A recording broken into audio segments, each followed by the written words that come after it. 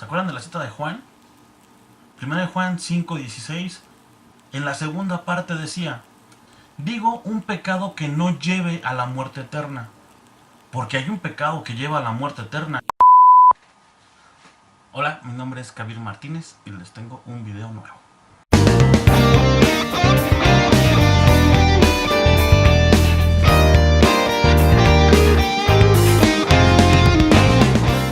El día de hoy hablaremos acerca de las personas que están dentro de la iglesia y que cometen algún pecado. Es muy importante que nosotros podamos diferenciar el cometer un pecado y el practicar un pecado. Si nosotros tratamos a todos de la misma manera, la verdad es que seremos unos malos juzgadores. Porque no es lo mismo alguien que comete un pecado a alguien que está buscando constantemente practicarlo. ¿Cuál es la diferencia? La intención que hay en el corazón. Y como ejemplo de practicar un pecado tenemos 1 de Corintios 5, versículo 1 al 2, dice: se ha sabido que uno de ustedes tiene como mujer a su propia madrastra. Este caso es inmoral, es tan grave que ni siquiera se da entre los paganos, y aún se hinchan ustedes de orgullo. Deberían llenarse de tristeza. El hombre que vive en semejante situación debe ser expulsado de entre ustedes. Aquí Pablo, en la iglesia de Corinto, está viviendo una situación bastante difícil. Esto ya no es cometer un error, es el buscar constantemente estar cometiendo el mismo pecado. Apocalipsis, capítulo 21, versículo 8 dice: pero los cobardes, los que renunciaron a su fe, los abominables, los asesinos, los que cometen pecados sexuales, los que practican la brujería, los que adoran ídolos y los que son mentirosos, tendrán un lugar en el lago de fuego y azufre. Esta es la segunda muerte. Aquí se refiere también a aquellos que están practicando el pecado, no que solo cometieron un pecado, porque incluso menciona los que renunciaron a su fe. Es decir, los que dejaron de creer en Cristo y decidieron regresar a sus antiguas costumbres o incluso tomar otras creencias diferentes.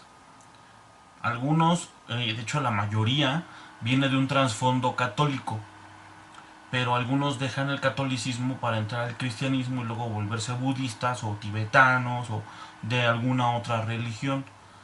Esto es abandonar tu fe. Cuando tú haces eso, ya no estás cometiendo un pecado. Lo que estás haciendo es practicarlo, formarlo parte de tu día a día. Incluso en la parte de practicar un pecado, ya no hay como una espontaneidad, sino hay toda una planeación detrás. Tú buscas cómo lograr satisfacer tu necesidad o tu deseo en ese pecado y planeas cómo pecar. Todos cometemos pecado. Y en esto hay que ser claros, porque si no seríamos perfectos, y no es así.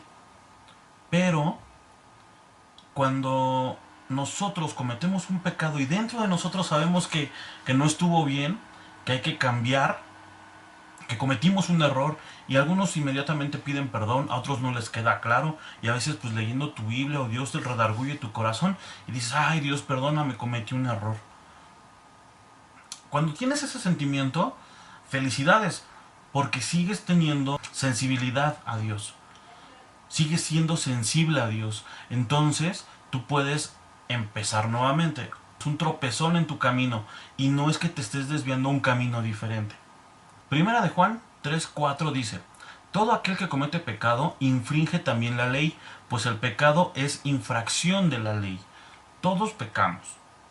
En algún momento tienes un mal pensamiento, te enojas, te puede salir incluso una grosería, cualquier cosa, hasta una simple mentira, decir no tengo y si tienes. Ya no es una práctica, sino es un error. En tu corazón está el no volverlo a cometer y el estar luchando contra no volver a hacer eso que te está tentando. Incluso muchas veces tenemos una lucha contra alguna tentación. El hecho de que estés pensando en algo no te hace pecador. Es una tentación. Y hay un dicho por ahí que dice que si los pájaros revolotean en tu cabeza, no los dejes hacer nido. ¿Por qué? Porque si tú dejas que hagan nido, tarde o temprano van a bajar al corazón y vas a cometer el error. Algunas veces se comete el error sin pensar. Es un momento así como de, híjole, pasó y ni cuenta me di, ¿no? Ya hasta que sucedió, reaccionaste.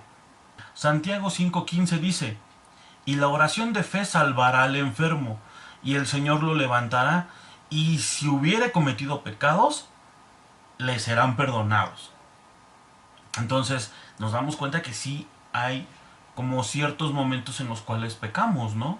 Hay una parte en la cual pues nosotros cometemos un error porque precisamente no somos perfectos. La perfección todavía no llega a nuestra vida. Entonces constantemente iremos cometiendo algunos errores.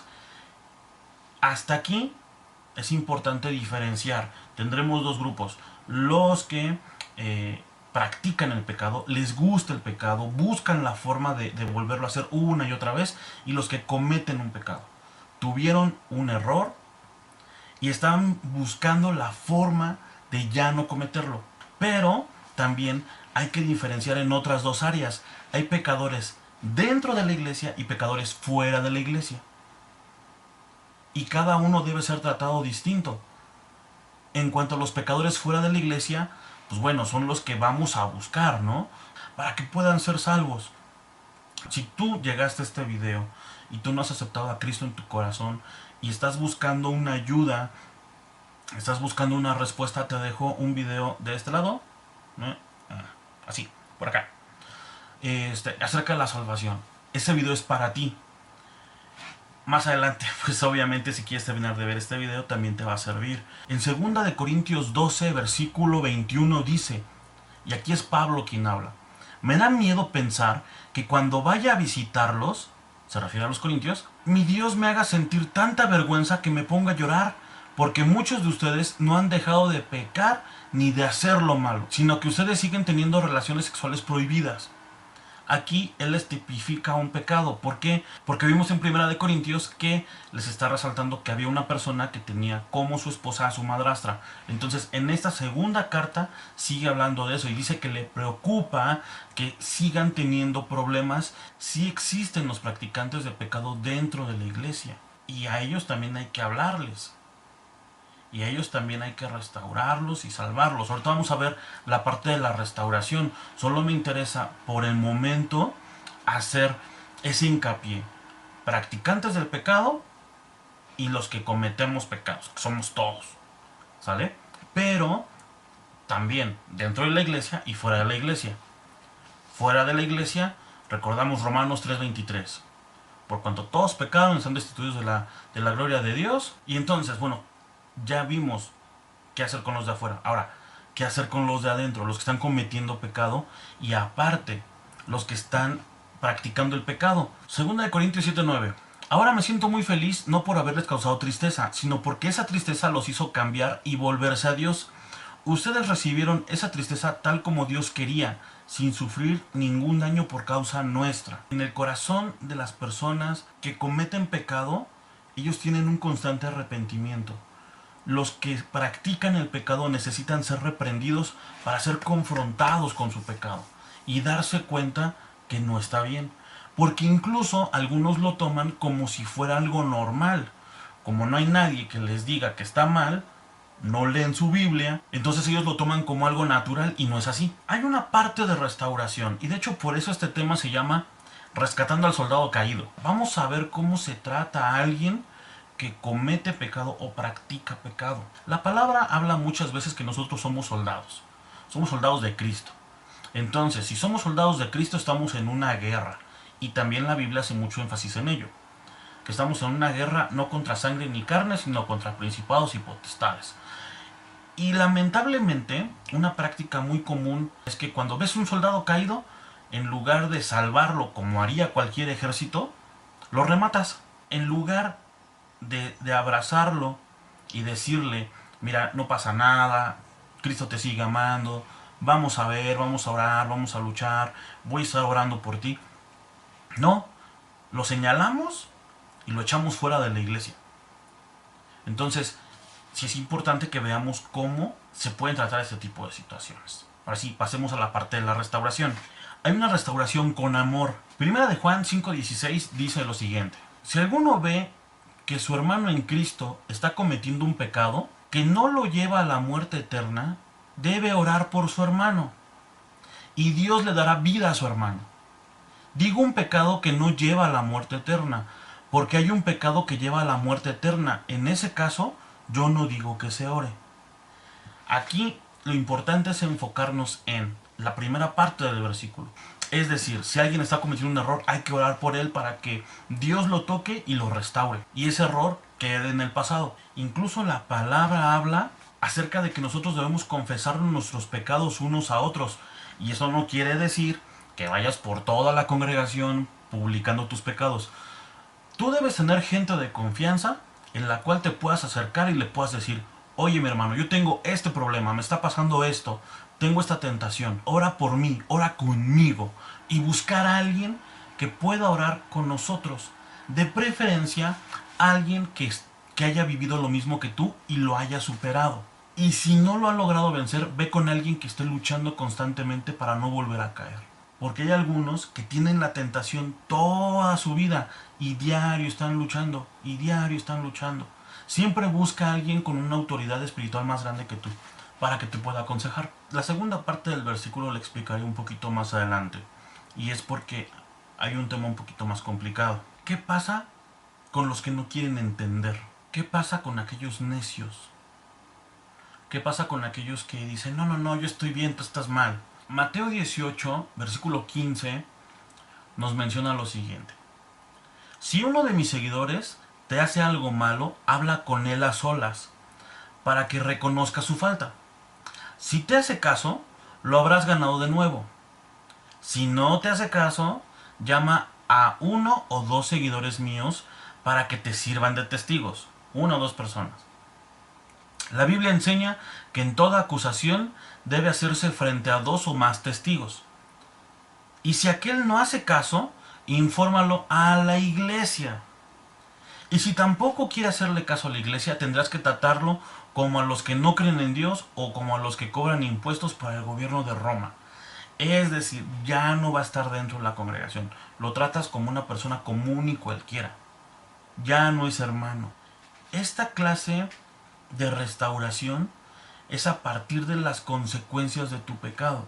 ¿Cuál es el castigo de Dios? Que sufras las consecuencias de tu pecado, que sufras las consecuencias de tus errores. Entonces, en realidad Dios no nos está castigando. Y todavía Pablo lo remata. En 1 Corintios 5:5 dice: entonces deben expulsar a ese hombre y entregárselo a Satanás, para que su naturaleza pecaminosa sea destruida y él mismo sea salvo el día que el Señor vuelva. Y Pablo enfatiza: entréguenlo a Satanás. ¿Con qué finalidad se le va a entregar? Bueno, para que la naturaleza pecaminosa sea destruida. Para que, teniendo las consecuencias de su pecado, diga: ah, sí, estaba yo mal, Dios perdóname. Es increíble la manera en la que algunos regresan a Cristo. Y esto se debe porque no entendemos nuestros errores. Y peor aún, no hacemos caso al consejo. Lamentablemente yo he tenido amigos con esa situación. Amigos que en su momento se les dijo: mira, estás mal, no hagas eso. Estás mal, no hagas eso. Estás mal, no hagas eso. Algunos tuvieron que caer en la cárcel. Algunos tuvieron que irse de la iglesia y vivir cosas bien feas. Algunos que no eran mis amigos, los vi regresar en sillas de ruedas, con una pierna amputada, con una vida completamente destruida, con el matrimonio hecho trizas. Y cuesta trabajo volver a empezar y tener que restaurar matrimonios y tener que entender por qué llegaste hasta ese punto para que realmente te cayera el 20 y dijeras: ah, Dios tenía razón. Algunos definitivamente se amargan. Y este es el último punto que yo quiero tratar. Hay un punto de no retorno en este tema. Hay un punto en el cual ya no hay regreso. ¿Se acuerdan de la cita de Juan? 1 Juan 5:16. En la segunda parte decía: digo un pecado que no lleve a la muerte eterna. Porque hay un pecado que lleva a la muerte eterna. Y en ese caso, yo no digo que se ore. ¿Cuál es ese pecado? Bueno, Jesús lo ejemplifica muy bien en Mateo 12. Mateo 12:32 dice: a cualquiera que dijera alguna palabra contra el Hijo del Hombre, es decir, contra Jesús, le será perdonado. Pero al que hable contra el Espíritu Santo, no le será perdonado, ni en este siglo ni en el venidero. ¿Qué quiere decir este pasaje? Esta versión te la estoy leyendo en la versión 60.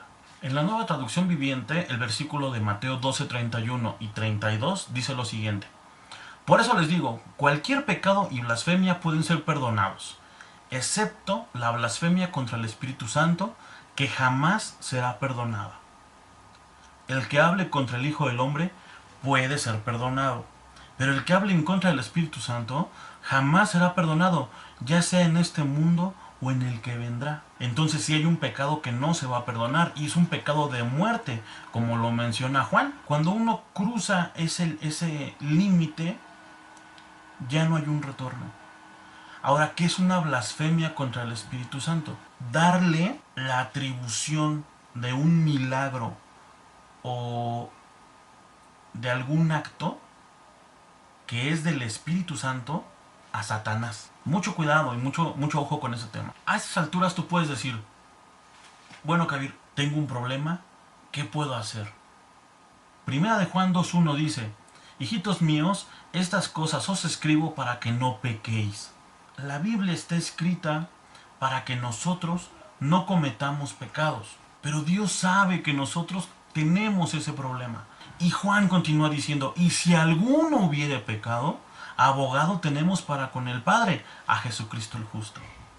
¿Qué hacer? Habla con Dios, dile lo que estás haciendo mal, que quieres recomponer tu camino. Si no sabes cómo orar, también te dejo un video por aquí arriba para que puedas checar cómo hablar con Dios. Pero es importante que tú puedas tener comunión con Él y que seas honesto y sincero. Dios, yo ya no quiero hacer esto, ayúdame a enfrentarlo. Y cada vez que tengas una tentación, si cometes el error nuevamente, acuérdate, tú tienes a un abogado delante de Dios que te va a ayudar. Espero que este video haya sido de bendición para ti. Cuídate mucho, te mando un fuerte abrazo. Recuerda que hay un directorio de iglesias.